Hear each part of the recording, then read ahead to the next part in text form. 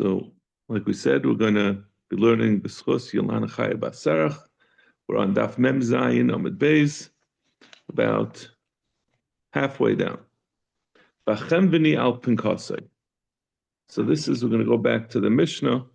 The Mishnah had listed at the beginning the different cases where we're misaken that the person who is the Teveya makes a shvua to be nishba b'naidel. And the last one was a chem b'ni al pinkasai. And this is on Daf Mem Hey Amud Aleph in the second half of the Mishnah. The Mishnah explains what it is. B'chem b'ni al pinkasai ketzad. How does a chem b'ni make a shvua on what's written in his ledger? So first the Mishnah says, Lo shiyem lo k'soiv al pinkasai ata chayiv li masayim zuz.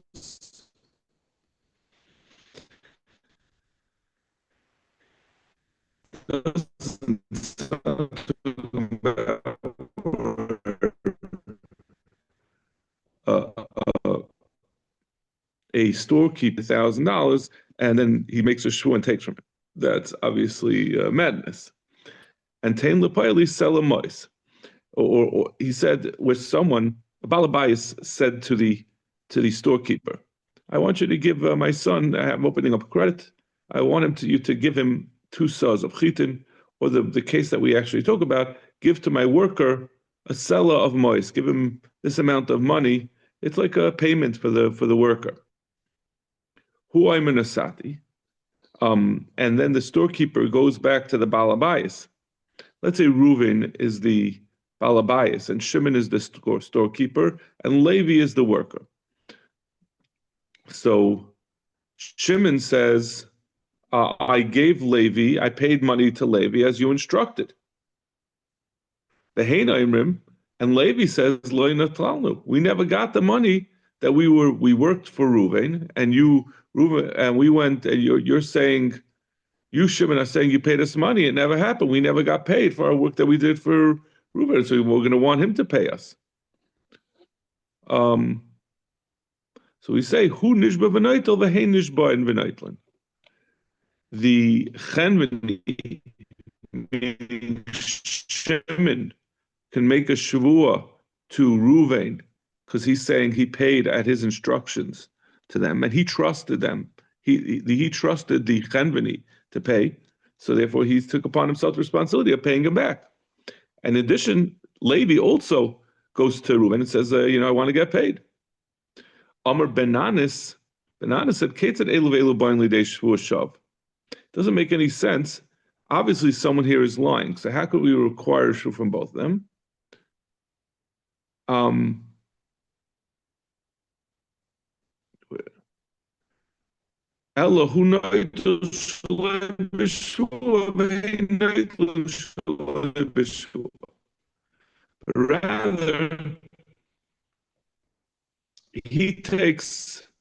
they both take from, each one takes without a shvua, meaning Shimon goes to the balabayas, to Reuven, who says, you instructed me to pay out money, so now you have to make me good on that.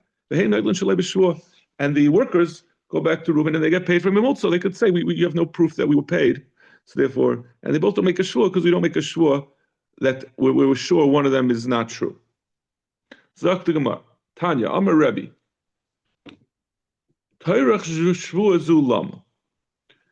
Rebbe says, how can we do such a shvua? Let's see the Rashi. Tayrach shvua zulama. Sheshneim boyin lebezin shetetze shvua shavim b'neim. V'loy pirush Rebbe mai svirale. But Rebbe's disagreeing, but we don't know what he's saying. He's saying that he doesn't like this idea of what the Tanna Kama said, that they should both swear, but he doesn't say what he does hold. Does he say like bananas that they just take without a shvua? Or is he saying maybe that the chenveni, since he, like we're going to say later on, in the Rashi is going to say later on, the chenveni had a responsibility that he should have paid with Edom. He had an option. It should have. He didn't have any proof that he paid them. He should have paid them with Edom. But the Pailim obviously have no liability. They can't, they didn't choose how they should get paid. They're just denying they were ever paid. So So maybe this that we say that that he's saying they can't make a shvua, but the Chemini is going to lose out since he can't, since he's maybe the Payalim can make a shvua against the Chemini, but the Chemini doesn't have the ability to make a shvua connected them because you can't have two opposite shvuas. It's not clear what Rebbe holds. But the Chemini could make a shvua that he didn't get anything from Balabas. No, you can't do that because then his shvua will be the Payalim are saying we never got a shvua from the Chemini, and if he makes a shvua, then that he says he's not saying no one's saying that he got from the Balabais. He's saying he would say that he would make a shvua that I did pay the workers. It's not an issue whether he was paid by the Balabais. So Balabas, okay, I see. The question is whether the Chemini paid money to these workers.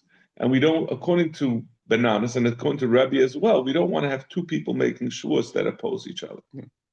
So, what's the second way that Rebbe holds? He agrees with the Tanakama. He's saying that they both do. He's not. No, in the second way that Rashi explains, he's not agreeing with the Tanakama. He's saying that there's only one shvua made here by the workers, because the workers didn't do anything wrong. But the Balabais, Rashi's going to explain it a little later in Rashi, but the Chemini has a bit of responsibility that he should have used Edim when he paid the workers. So, and since you can't have opposing shvuas, he's left unable to make a shvua to support himself, and therefore he's not going to get compensated by the Balabais. According to the Tanakama, they both the Shnei and Nishban. Who are the Shnei and Nishban? The Chemini. The Chemini and the workers. And the workers. The Chemini gets paid back by the Balabais, and the workers, they're also going to get paid by the Balabais because they're going to say the Chemini never paid us. Got it. So their shvuas are contradictory. Yeah. Amalei Rav Chia, Tanina. Rav Chia said back to Rabbi, we learned in the Mishnah, Shneim nishboim v'noitel mi balabais. We said in our Mishnah, our Mishnah said as a stam Mishnah, that both of them make a shvua and they take from the balabais, like the Tanakama. So how could you, Rabbi, now say that you have a different shita than what you brought as the Tanakama, as a stam Mishnah, that you passing like that?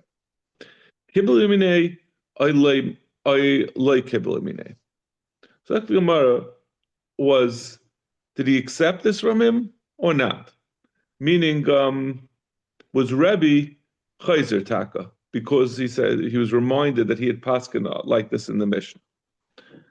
Tashma the Tanya Rebbe Ayman Payan nishbayin lechenveni. Rebbe said the Payan make a shvua to the chenveni.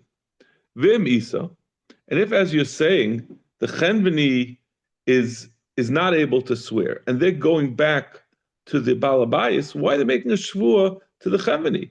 They should make a shvua directly to the Balabais that they were never paid, and he's going to pay them. Mi ba'alei. Zaktimara Amar Rava Payan nishbayin lebalabais b'may bed chenvi kiechi delichsumine. So Rava says there's a different shot. This price is not saying who he swears to. Really, Einachanami, the shvua is certainly to the Balabais. What it means to say is that the Chemini also has to be there. That when the Brisa says, the Mishnah says, or the Brisa says, that you make a shavua to the Chemini, it means that the Chemini is also present in order to put more pressure on the workers, on the Payalim. If they're making a shvua to the Balabais really doesn't know what happened. So they're more comfortable lying and saying that they didn't get paid because he's not staring at them knowing they're lying. But if the Chemini is there, then they're going to be more embarrassed to swear when the guy who knows who handed them the money is sitting right there. So in the Shavua, so in the Chanami, the Shavua is just to the Balabais, but he also is sitting there. Zaktumar, Itmar. So we're talking about over here, we brought up the topic of you have two opposing Shavuos. And therefore we don't allow someone to make we don't allow two Shavuos to be made that are size to one another. We're going to talk about a similar thing. Itmar. You have two Edom, two pairs of Edom, Reuben and Shimon, and Levi and Yehuda. Reuben and Shimon come in and say that Yaakov is a murderer. He killed someone. And Levi and Yehuda come in and say, no, we were there and we saw Yaakov never killed anyone. So one of these two pairs of Edom are liars. Just don't know which one. There's not Edom Zayminim. When there's two Machishas, we can't believe anything. Amr of Huna. So now after this is all done, these two Edom opposed each other. Two pairs of Edom opposed each other. So we know one of them are liars. Amr of Huna, Zubab of Neatzma Umeida, Zubab of Neatzma Umeida. Rav Huna says, even though we know one of the pairs are lying, we don't know which one, so they can go and be Edom in the future independently, right? They're not chashad ala shvua because it's possible they were telling the truth and the other one was the false one. So when they come and say another edus, they're believed. As long as they're not talking about the same thing. Rav Chizda Amar Bahadi Sahadi Shakri Lamali. Rav Chizda says, no, what do I need? Once we know that they're possible liars, we don't allow them to be the Edom to support any position. So we're just not going to accept the edus from either of them. So let's see the Rashi. Bahadi Sadi Shakri Lamli. Hayel va'achas psula. Since we know one of them is puzzle, ein achsem ne'menes l'shum edus. Neither of them is puzzle is allowed to say any edus. So now we're going to ask a series of questions. And these questions are really relating to Rav Huna's shita. Rav Huna says, according to Rav Chizda, basically in any case, there's only one case that there'll be some nemanis, as we'll see. But generally, according to Rav Chizda, no edus is accepted from them in the future, from either one of them. According to Rav Huna, it says they are accepted. We're going to see under what circumstances, because we said their edus is accepted for separate edus. We're going to ask where there's two pairs of edus, there's two testimonies that are required that are somewhat related. How related do they have to be possible according to Rav Huna? So Shnei Malvin, we're going to talk about cases where you have two lenders, v'shnei loivin, and two borrowers, u'shnei shtaros, and two separate shtaros, hainu pultayu. So these are two people. Reuven borrowed from Shimon, and Levi borrowed from Yehuda. And therefore there's obviously a separate star for each one. And each one of these two sets of Edom that had previously, one of them had been matrash each other, were Edom on the two separate halvos. Hainu plutayu. That's the machlekes that Rav Chizda says, even though they're totally separate, they're still going to be puzzle. And Rav Huna will say, no, you could accept their edus. Malva v'loiva b'shnei stars. What if you have Reuven made two loans to Shimon, and each one has a separate star, and these two Edom that were machash each other were the Edom on the two separate stars from Reuven to Shimon. So we say on that, Yad Bahla Shtar ala Tachtaina. When Reuven comes to collect, now this is even according to Rav Chizda. Even though Rav Chizda says the two Edom are puzzle to be Edom, and they're the signatories on these stars, so therefore these stars should really be invalid according to Rav Chizda. But even according to Rav Chizda, in this case, we know one of these stars is valid. We just don't know which one. So certainly, Reuven can collect the lesser star. At a minimum, he's entitled to that much. So this is the unique case where even according to Rav Chizda, these Edom will be believed because we know for sure that at least one of these two edus is true.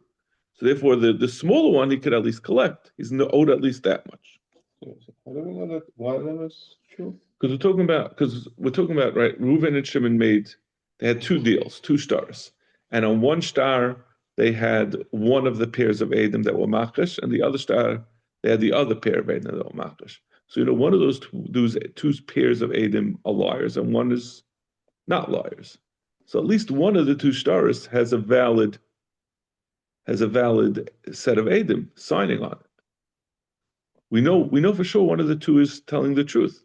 Now, Rav Chizda had said generally, when we don't know, we can never use them as Adam because we don't know whether they're telling the truth, whether they're the false ones or the true ones. But over here, at least one of them, one of the two halvos, one of the two stars has a valid star. It's the same person. It's the same two people. So we say Reuven is at least entitled to get the lesser star, because even if that lesser star is not the valid one, then he's entitled to even more because of the other star. So, yeah. Shnei Malvin v'loy ve'echad. What if you have two lenders that make loans, but they're both lending to the same person, and their shtaris again are signed by these two pairs of Adam that were makish each other. Ushnei shtaris, and obviously there's two shtaris because there's two people making the halva. Hainu masnisin. So this will be the question in Rav Huna. This is the same case as the Mishnah of where we said the Chemini al Pinkasai, that we said that we had the two the Payalin and the Chemini are being machesh each other. So we're going to have the same. We're going to have the same question in Rav Huna, whether this will come down to the machlokes between Benanis and maybe Rebbe, depending on how we learn Rebbe, and the Tanakama, of whether we can force, whether we can say that the person who has like the Chamini is not able to be Maitzi Mammon, according to so let's see. According to Bananas, you can be Maitzi the Mammon without a star. According to the Tanakama, you're going to have to make a shua. So therefore, over here, there's no shua, so obviously they're not going to be able to use this edus. Beis loivin umal va'echad. What if you have two borrowers and a single lender, and this lender has the star, his star that he's trying to use to be gaiva is based on these two sets of edim that machish each other, ushnei shtaros mai, take that. What would Rav Huna say on that? Do we say, let's see the Rashi, mai amar Rav Huna b'zeh, mi amin kivin the chad gavrahu the maisi lahu l'kamon. It's all the same Malva who's coming, who wrote these two stars. We don't listen to him. The man of Shach, star possible. He's certainly coming with at least one star possible, and he can never prove that any of the stars that he's trying to use to be Maitzi Mammon, both of them might be false. Or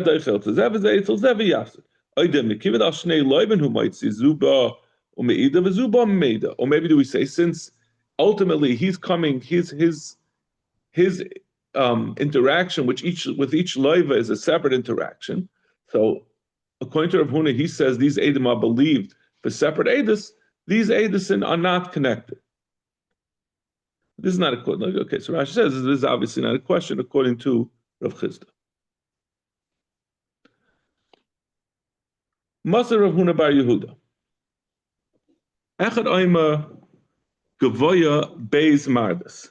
Ve'echad oimer, there's a kasha, I believe, on Rav Chizda who says we don't accept any edus once of the edus hamakishus. They can't be edus in the future.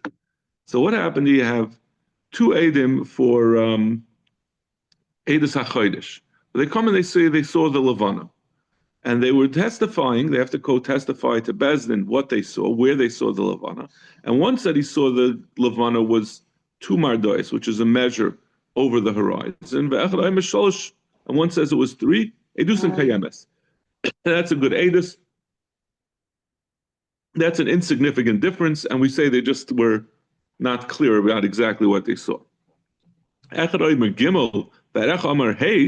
if one says 3 and one says 5, that's a larger difference. Edusim betela. Then the edus is batal because they're contradicting each other. But they can be mitzdarf in the future for some other edus. My meaning with someone else. My lav le'edis mammon is it not saying that they can get together for edis? They can be kosher edim in the future for edis mammon. And l'chayr, this is not like a Rav Chizda. Rav Chizda says once someone was part of an edis that was chukash, that we don't know in the future whether he's ever a apostle edis for having lied. So this one of these two lied. They didn't. They said they saw the levana when they really didn't. So how could they go in the future to say an edis mammon? Amarava, it's not a kasha. What it means to say is that we for a different aid for a shchaydish. It means if someone else comes, they one said 3, and one said it was three lengths over the levana was 3 high, and the other one said the levana was 5 high. And then a second aid comes and says the levana was 3 high. So we say this aid could be mitzdarf with that second aid. Now they become 2 aidim. Now you have 2 aidim connected 1. It's not aidim machishim. It was only when it was 1 against 1 they were machish. But if you have a second one to be mitzdarf with him, now it becomes 2 aidim, and then we can accept him, and the other person will become a vadai, unable to make a shvu and to be an aid in the future. Okay. Back to the Mishnah.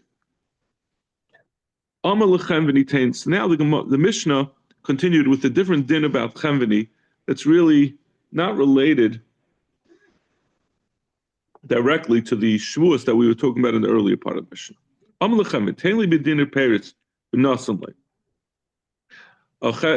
A person was buying Paris in the market, and he said to the chemveni, he said to the shopkeeper, I'm going to pay you a dinar for a dinar's worth of Paris. So then the chemveni gave him the Paris. So then the shopkeeper said, oh, where's my money? I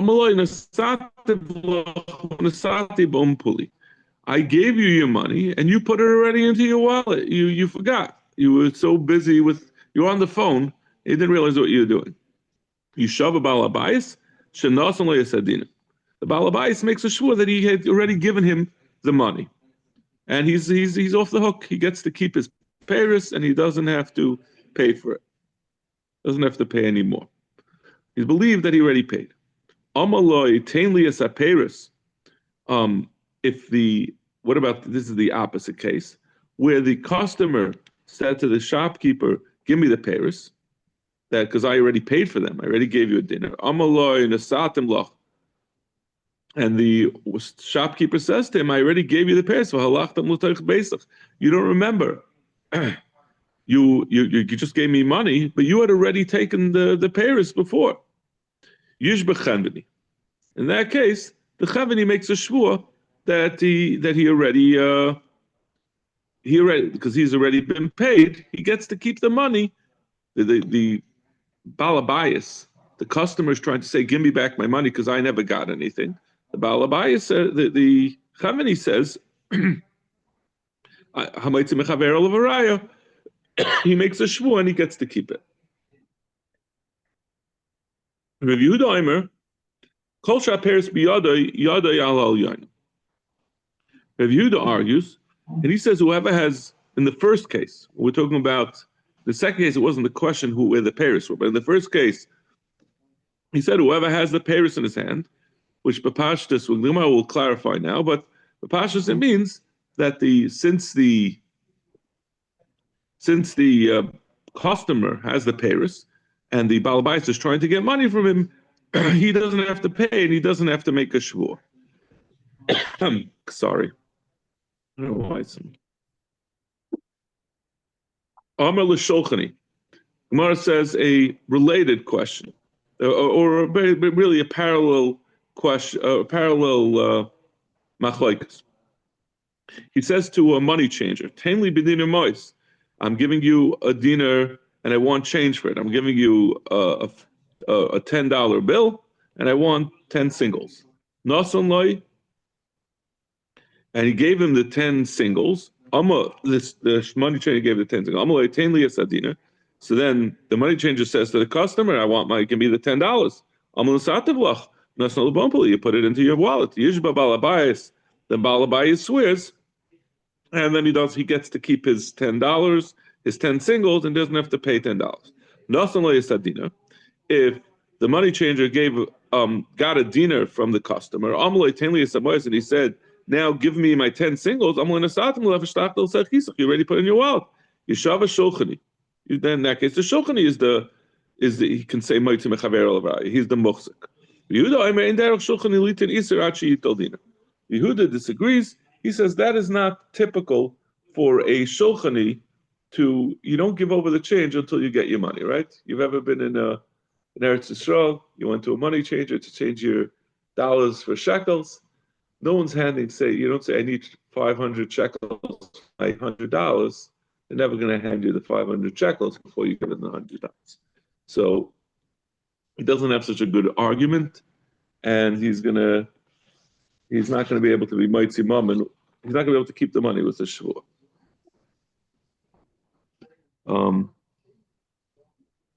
Zok the Gemara. Okay.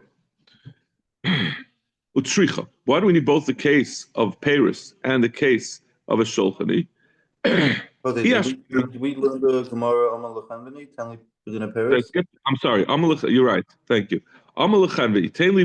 We left this Gemara, the blot so long ago. I forgot where we were up to. Amal Lechanveni. Tainli b'dinei mas. Tanya. Amar Rabbi Yehuda. Emasai b'zman Paris siboren u'menachem nu shnein iron aleim.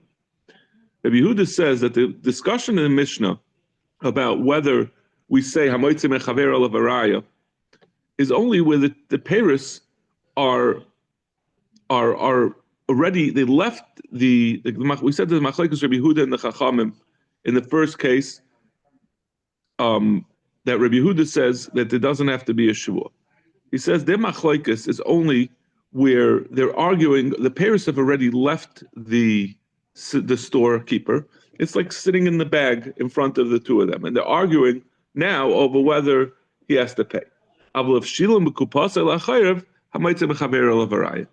the Tanakama would agree that once the customer has already put it into his, he's taken it and put it into his knapsack, and certainly if he left the store, then the storekeeper cannot come and say he wasn't paid. At that point, there's no way that the storekeeper would have been quiet and let him go so far without demanding payment.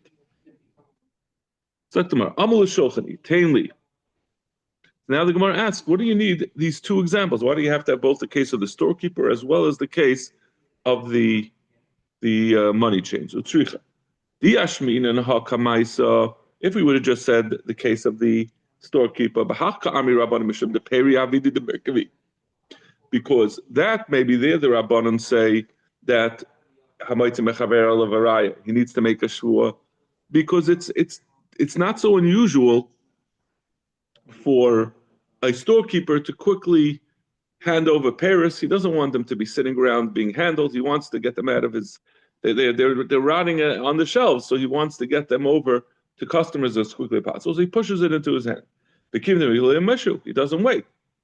So therefore, it's possible that what the storekeeper is saying is true, and therefore we demand the shvua from the balabayis, from the customer. Aval mayis, money the loy merkavi, by a shulchani, no money changer is eager to hand over money. Maybe over there he agrees to Rabbi Yehuda that there's no shvua necessary. The only way the money could have gotten to the customer is if he already paid to the money changer. And if we would have said the other way around, we would have just said the case of the money changer. That's why we need both cases. The Mishnah continued. Just like we said that someone who, Isha, who admitted that she was paid part of the ksuba has to make a shvua, so too, Yisaimim can't get paid unless they make a shvua, and as we explained, it means the shvuas hayarshim. They make a shvua that our father received when he died, did not tell us, and we didn't find anything in his possessions that indicate that this money that he was owed was paid back. Sagt the Gemara, Miman. Who do they make the shvuah to? If you say that these Yisayimim that have a star, and now they're going, the father, this is Reuven lent money to Shimon, and Reuven died, and now Reuven's children are going to Shimon and saying, we have a star from our father, that our father was owed money, we want you to pay. Are we saying in that case that they have to make a shvuah that it wasn't paid off? They're holding the star in their hands. It doesn't make any sense that if the father could have collected without making a shvuah that it wasn't paid back, why would the Yarshim be in any worse position? Don't say that they don't know if you paid and father never But informed them. it was saying the fact that they're holding a shvuah indicates that it wasn't paid. It means we never require the shtar. I'm sorry, I meant to say a shvuah. We always say that the reason why when Reuven lends money to Shimon and he produces a shtar, he doesn't have to make a shvuah, is because the shtar itself, his possession of the shtar, normally a borrower, when he pays back, he says, give me back the shtar. So the fact that he's holding the shtar itself indicates that it was paid. It was not paid. So they're not any worse than the father. If they're coming to the actual lender, they're not any worse than the father. But so tomorrow, hachikama b'cheni yisaymim and yisaymim. We're talking about Reuven, and Reuven lent money to Shimon, and Reuven's yisaymim are coming, but Shimon is already dead, and they're going to the yisaymim. So yisaymim don't have any ability to defend themselves. So we were the chamur misak, and you have to make a shvuah when you're coming to be mitzi from yisaymim. Even if you have a shvuah, even if you have a shtar, even if you have a shtar, you have to make a shvuah that you don't know that it was paid, because they don't know to pursue the whole situation. They're just yisaymim. They're not like their father who would make his tainus. So that's the same means same. Right. So when we're saying over here that they can't get paid without a shvuah, it's talking about where they're coming to collect from yisaymim. So yifru el b'shvuah. The assumption is that the son would know the father's business. No, well, not the grandchildren. No, we're talking about the sons. No, we're talking about Reuven and Shimon. Reuven lent money to Shimon. Reuven died, and Shimon died. Oh. So Reuven's Yarshim are coming to be guided from Shimon's Yarshim. So since Shimon's Yarshim are just Yisayim, they don't have enough to argue their case. We require a shvuah from, and they're not knowledgeable. We require a shvuah from Reuven's Yarshim that they're unaware. They didn't come across anything that it was paid up.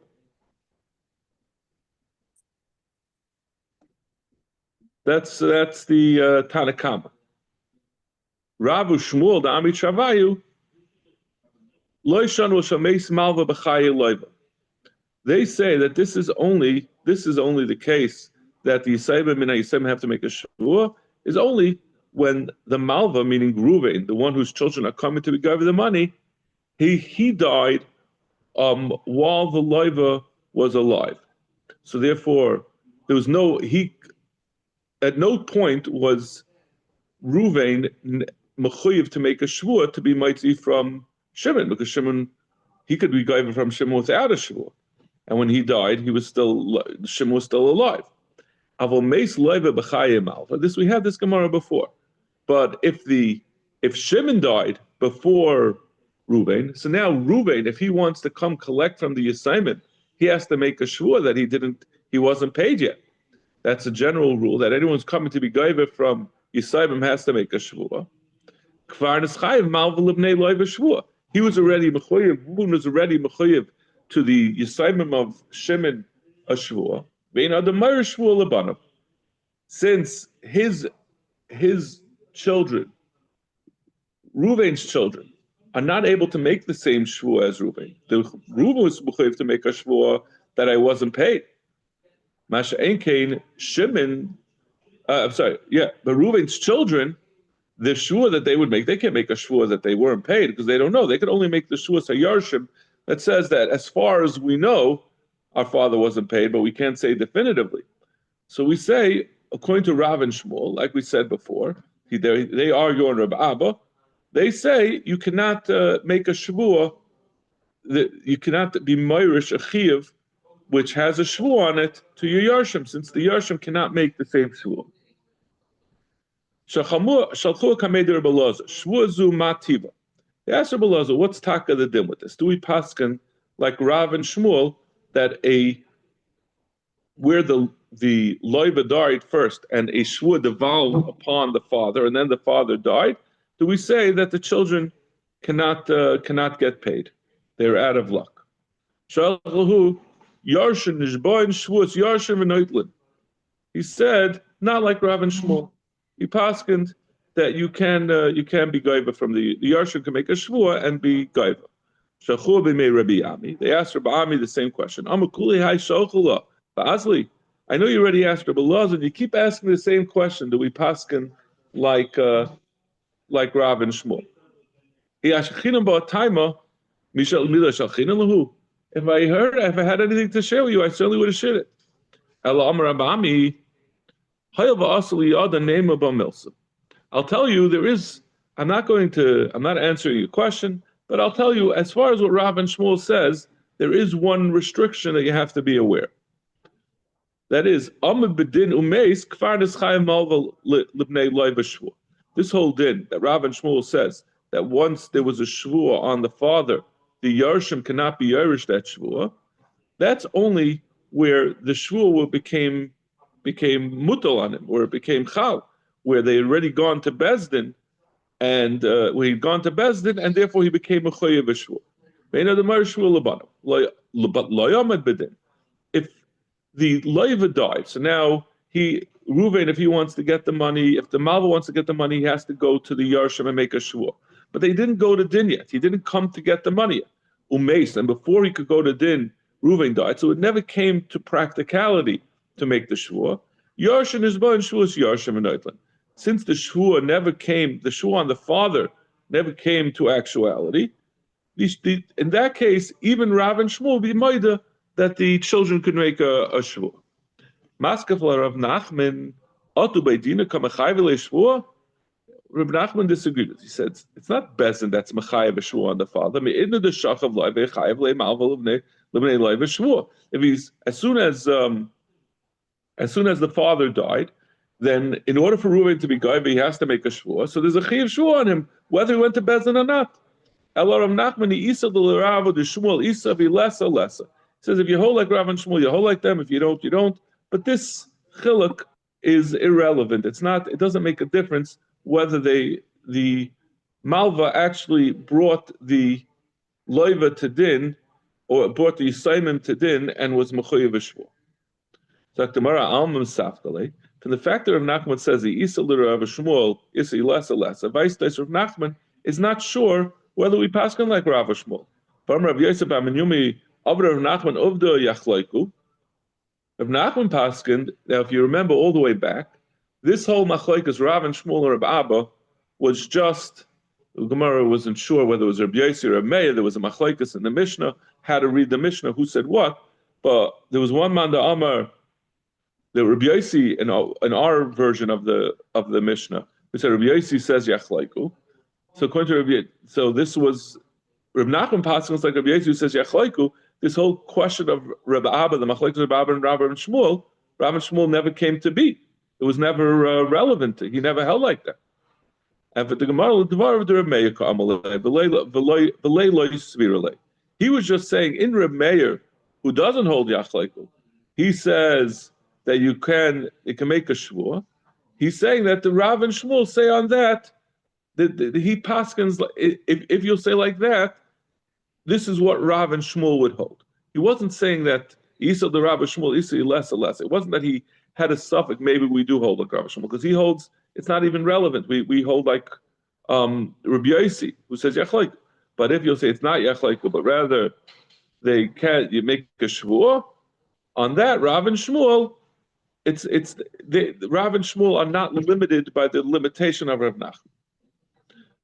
Masa Rav Oshia. Rav Oshia asked the kasha on this shita of Rav and Shmuel that in the case where the loiva died first, once there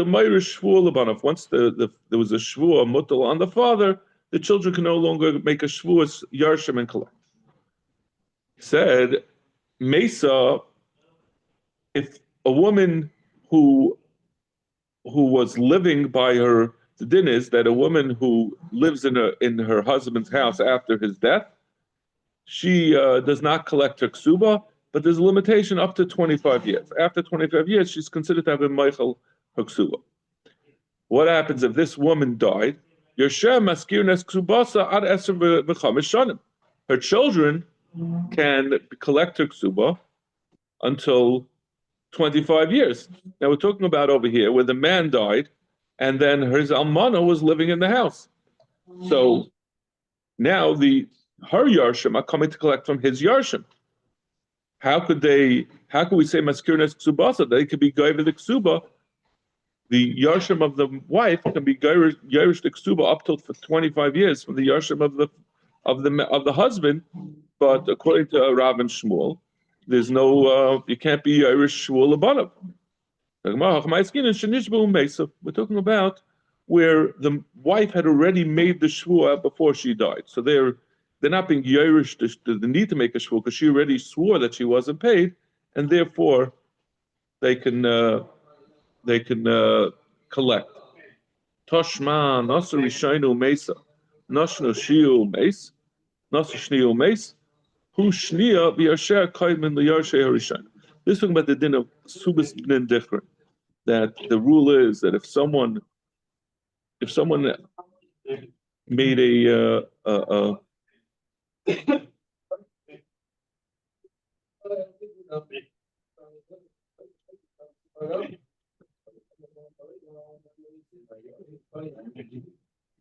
so if someone made a subas b'nin dichrin, we said to his first wife that if he made in his ksuba that if you die, your children will have a right to inherit.